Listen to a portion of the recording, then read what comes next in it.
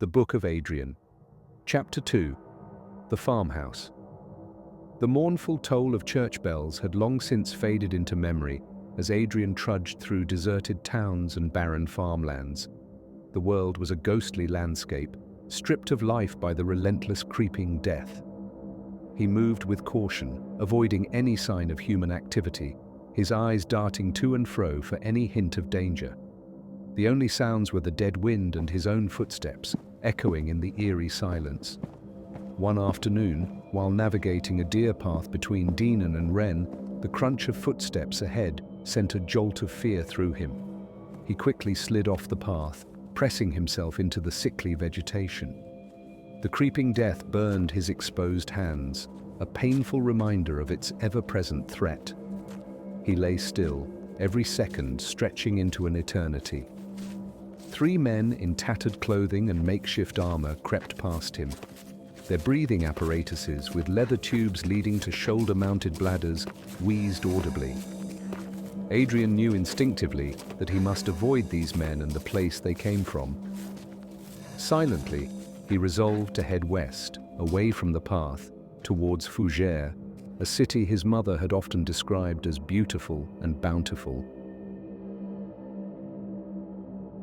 2 days later, weakened and weary, Adrian's eyes caught sight of a tall, cylindrical structure on the horizon. It was a grain silo, a beacon of hope amidst the desolation. His heart quickened at the prospect of food. The last of his rations would barely see him through the day. His gaunt frame cried out for sustenance as he approached the large, abandoned farm surrounding the silo.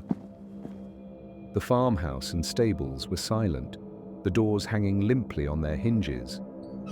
Cautiously, Adrian slipped inside the farmhouse, where past violence seemed to linger in the air.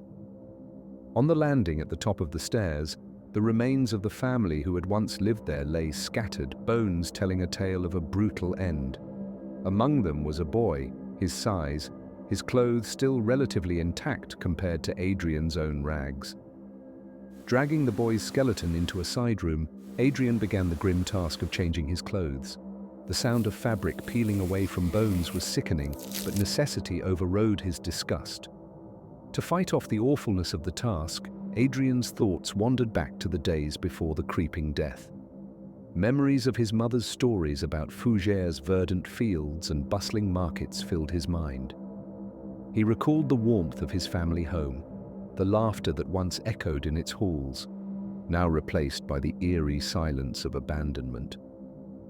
The stark contrast between those memories and his current reality was almost too much to bear. As he tugged at the boots, a shout from outside made his heart leap. He darted to the corner, peering cautiously out the window.